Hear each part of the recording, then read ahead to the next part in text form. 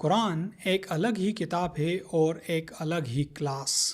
اگر آپ میری ویڈیوز دیکھتے ہیں تو آپ کو آئیڈیا ہوگا کہ میں نے ایک ویڈیو میں کہا تھا کہ قرآن کوئی تھیوریز کا مسودہ نہیں ہے جنہیں ہم نے کسی نہ کسی طرح کھینچ تان کر ثابت کرنا ہے۔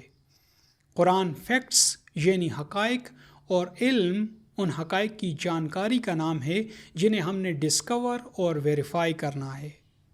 قرآن اپنے لیے لفظ خدا یوز کرتا ہے جس کا عموماً مطلب لیا جاتا ہے ہدایت یعنی گائیڈنس۔ یاد رکھیں قرآن کی ہدایت اس سینس میں نہیں ہے جس طرح ایک جانور کو چراگاہ کی طرف لے جانے کے لیے چرواہا گائیڈ کرتا ہے، وہ ون وے اور ڈائریکشنل ہوتی ہے۔ یہ لفظ خدا ٹو وے یعنی دو طرفہ اور انٹریکشنل یعنی انسانی سوچ کا قرآن کی آیات کے ساتھ باہمی تحمل ہوتا ہے۔ یعنی قرآن جو بتاتا اور دکھاتا ہے رسم و رواج اور انسانی فتووں سے متاثر ہوئے بغیر جو رزلٹ آپ کے پاس نکلتا ہے وہ ہدایت ہے۔ قرآن جو کہہ رہا ہے اسے ٹھیک اسی محنت اور کوشش سے سمجھنا ہوتا ہے جیسے ایک ڈاکٹر یا سائنسدان یا کوئی بھی اور پروفیشنل شخص جدید انداز میں چیزوں کو سمجھتا ہے۔ آپ ذرا سوچیں کہ ایک ڈاکٹر اس بات پر اڑ جائے کہ نہیں، جو آج سے 200 سال پہلے اس چیز کے بارے میں ہماری فیلڈ کے ڈاکٹرز نے کہا تھا یا اس پہ ریسرچ ہوئی تھی، میں تو میرے سامنے جو کیس ہے اسے اسی تناظر میں دیکھوں گا، اور اسی طرح ایک سائنسدان کہہ دے، اس پر آپ کا کیا ری ایکشن ہوگا؟ جانوروں کی طرح کسی اور کی ڈائریکشن کا انتظار کرتے لوگ قرآن سے کبھی بھی ہدایت نہیں پا سکتے۔ اس ہدایت کو وہی پانے والے ہیں جو ہدایت کو اس کے دوسرے سینس میں لیتے ہیں، یعنی ٹو وے، یعنی دو طرفہ اور انٹریکشنل، یعنی اپنے قلب کا استعمال کرتے ہوئے اسے سمجھنا اور کسی بھی کام کے لیے اس سے ہدایت اخذ کرنا۔ بعض لوگوں کو یہ بات سمجھ نہیں آئی ہوگی، اسے ریوائنڈ کر کے ذرا پھر سے سن لیں، یہ سمجھنا بڑا امپورٹنٹ ہے۔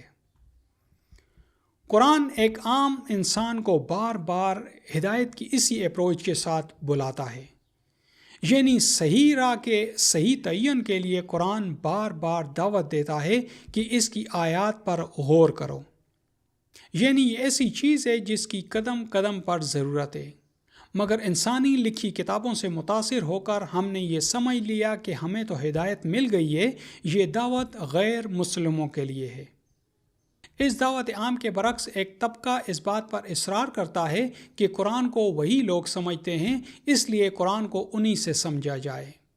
کیوں؟ کیونکہ صدیوں پہلے انسانی لکھی گئی کتابیں انہوں نے پڑھی ہوئی ہیں۔ یہاں میں اس سوچ کا حوالہ دینا چاہوں گا، جس سے پوچھا جائے کہ اسلام کو کیسے سمجھیں تو وہ قرآن کو ڈائریکٹ اپروچ کرنے پر ہتھے سے اکھڑ جاتی ہے۔ وہ آپ کو بتائے گی کہ آپ قرآن کو خود سے نہیں سمجھ سکتے ہیں۔ قرآن کوئی لاوارث کتاب نہیں ہے جسے ہر کوئی ایرا غیرہ اٹھا کر پڑھنا شروع کر دے۔ قرآن کا ایک اسٹوڈنٹ اور اس میں ریسرچ کرتے ایک سائنٹسٹ کے میرا مخاطب ہر وہ ایرا غیرہ ہے۔ میں ان مولوی صاحبان کے اس بے بنیاد دعوے کو ریجیکٹ کرتا اور عام لوگوں کو انوائٹ کرتا ہوں کہ قرآن کو خود سے اپروچ کریں۔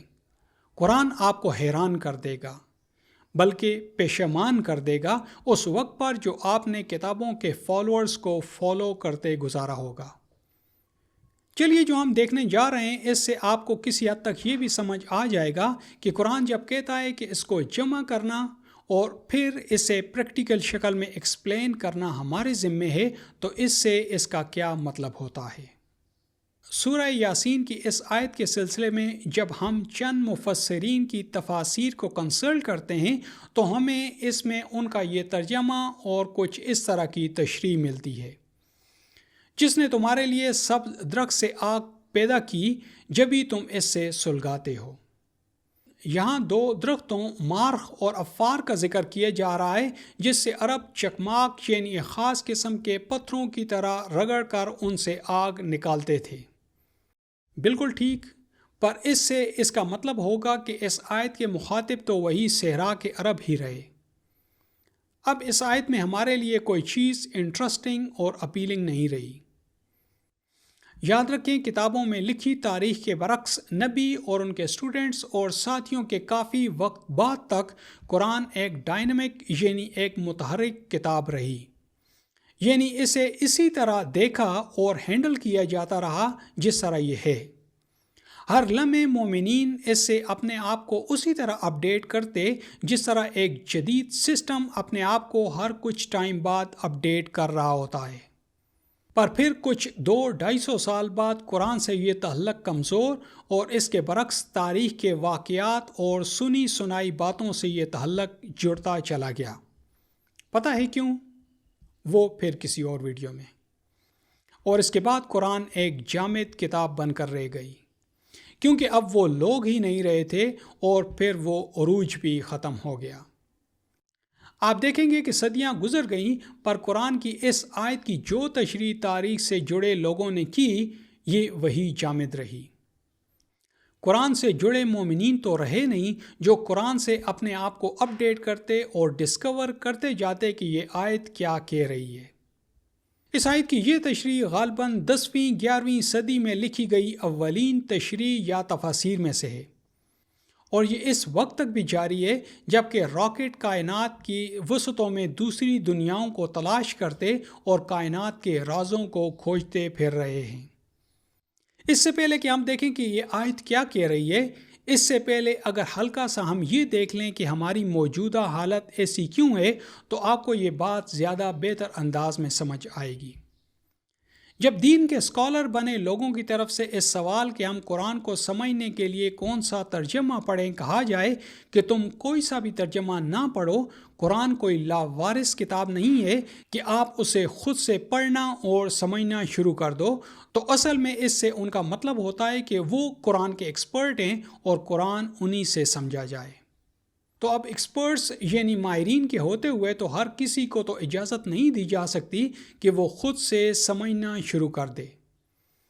یہ بات تسلسل سے دہرا کر مسلمانوں کو قرآن سے دور کر دیا گیا اور ان کے آگے سے قرآن ہٹا کر انسانی لکھی کتابیں رکھ دی گئیں اور انہیں ہی قرآن کی طرح پیش کیا گیا۔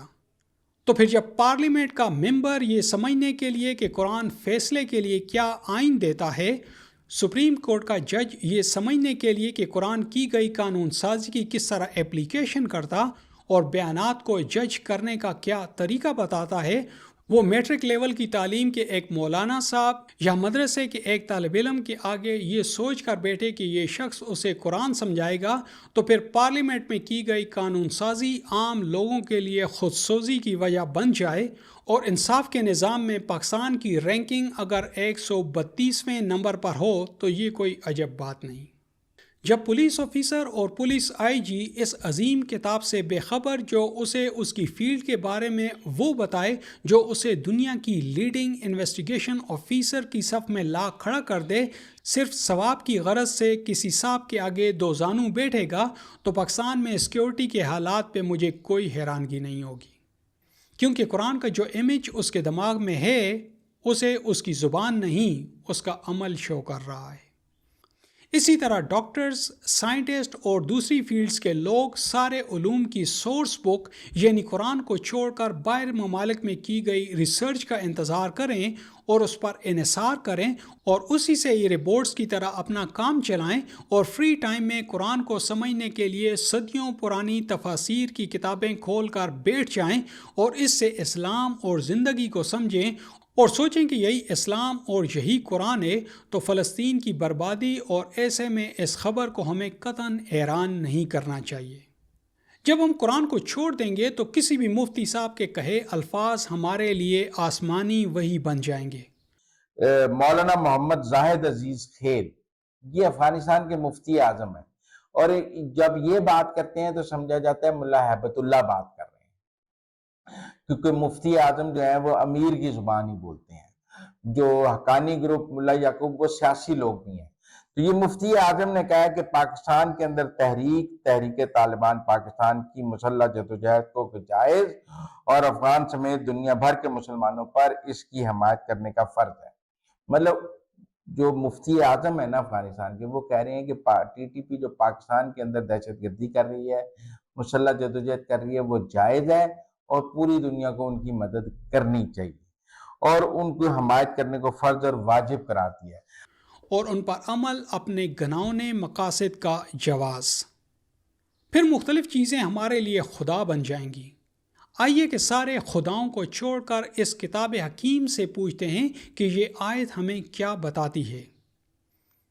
کتاب حکیم ہمیں بتاتی ہے کہ اس آیت کا ترجمہ جس نے تمہارے لیے سبز درخت سے آگ پیدا کی نہیں، بلکہ اس کا مطلب ہے جس نے تمہارے لیے سبز درخت کو آگ کے ماخذ یعنی سورس کے طور پر متعین کر دیا۔ کیسے؟ غور کریں تو آپ کو معلوم ہوگا کہ آگ کبھی بھی آکسیجن کے بغیر بھڑک نہیں سکتی، اور آکسیجن کا بنیادی ذریعہ یہی سبز درخت ہوتے ہیں۔ جلائی جانے والی لکڑی بھی اسی درخت سے ہی ہوتی ہے۔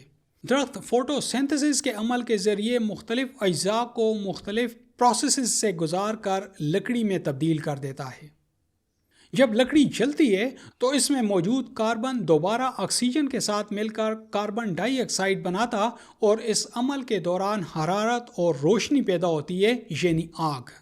جب آپ قرآن میں اور ڈیپ جاتے ہیں تو قرآن آپ کو اس سے آگے سورہ اعلیٰ کی آیات 4 اور 5 کی طرف ہدایت دیتا، یعنی ڈائریکٹ کرتا یا گائیڈ کرتا ہے۔ اور وہی ہے جس نے المرعہ نکالا اور پھر اسے غصہ یعنی سیاہ بوسیتا نامیاتی مادے میں تبدیل کر دیا۔ ایک گہرا سائنسی راز۔ یہاں مرعہ صرف سبزہ یا گھاس نہیں بلکہ وہ تمام نباتات ہیں جو ارتقائی عمل سے گزر کر نباتاتی باقیات یعنی فوسل فیولز، گیس، تیل اور کوئلے جیسی توانائی کی مختلف شکلوں میں تبدیل ہو گیا، جس سے ہم آگ جلاتے اور مشینیں چلاتے ہیں۔ تو یوں کہا جا سکتا ہے کہ درخت اور اس کی ارتقائی شکلیں جیسا کہ لکڑی، کوئلہ، تیل اور گیس سب کے سب آگ کے اصل ماخذ ہیں۔ یہ سب دراصل اللہ کے بنائے ہوئے نظام کی ایک شعوری یاد دہانی ہے کہ ہر شعلے کے پیچھے ایک سبز درخت کا ارتقائی سفر پوشیدہ ہے۔ اور یہی وہ سچ ہے جس کی طرف سورہ یاسین کی آیت 80 اور دوسری آیات ہمیں ڈائریکٹ کر رہی یعنی ہدایت دے رہی ہے۔ وہی ہے جس نے تمہارے لیے سبز درخت سے آگ بنائی اور دیکھو تم اسی سے آگ جلاتے ہو۔ اپنے رب کے دیے گئے انٹلیکچوئل پروسیسر کو انٹلیکچوئل بک کے ساتھ انگیج کرنا ہوتا ہے۔ جہاں روڈ پہ لگے ڈائریکشن سائنس یعنی صحیح سمت کی طرف ڈائریکٹ کرتے دیے گئے نشانوں کی طرح آیات آپ کو صحیح ڈائریکشن کی طرف گائیڈ کرتی جائیں گی، نہ کہ گلے میں رسی ڈال کر آپ کو کھینچتی پھریں گی۔ بالکل ایک سائنسدان کی طرح جو مختلف چیزوں کی موجودگی کو اپنے انٹلیکچوئل پروسیس کو یوز کرتے ہوئے ڈاٹس ملاتا اور ان سے گائیڈنس لیتا ہے۔ بالکل اسی طرح جس طرح کسی بھی ایکٹیویٹی میں مختلف کلوز ذہین پولیس آفیسر کو گائیڈ کرتے ہیں۔ قرآن انٹلیکچوئل پروسیس کس طرح شروع کرتا ہے اسے ہم ایک اور ویڈیو میں دیکھیں گے۔ اب یہ آیات صدیوں سے ہمیں کچھ بتا رہی تھیں، مگر اگر ہم نے ہی اپنے کان، آنکھیں اور قلب ان سے بند کر رکھا ہو اور تفاسیر کو ہی قرآن سمجھ لیا ہو تو قصور قرآن کا نہیں ہمارا ہے۔ اسی لیے دنیا کہتی ہے کہ جب ہم کوئی ڈسکوری کر لیتے ہیں تو تم لوگ آ جاتے ہو کہ یہ تو قرآن میں پہلے سے موجود تھا۔ یاد رکھیں آیات میں جوں آپ سوچتے چلے جاتے ہیں تو یہ آیات آپ کو ڈیپ اپنے اندر لیتی چلی جاتی ہیں اور آپ کو ٹھیک جگہ پہنچا دیتی ہیں۔ اب اس کو ایک اور اینگل سے دیکھیں۔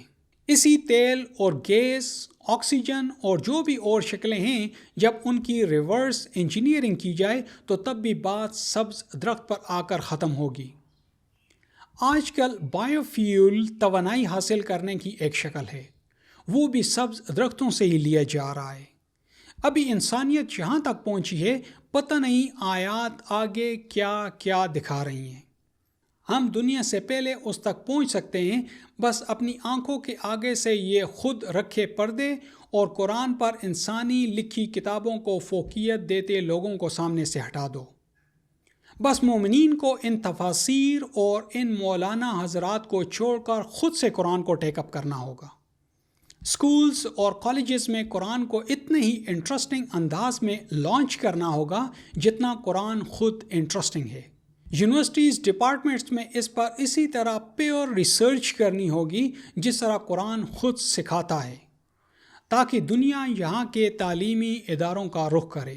کیسے؟ یہ پھر کسی اور ویڈیو میں۔ اس وقت کے آنے تک مسلمانوں کے مجموعی حالات اور فلسطین کے لوگوں کی حالت اور اس میں یہ خبر مجھے بالکل حیران نہیں کرے گی۔ اپنا قیمتی وقت دینے کے لیے آپ کا بہت بہت شکریہ۔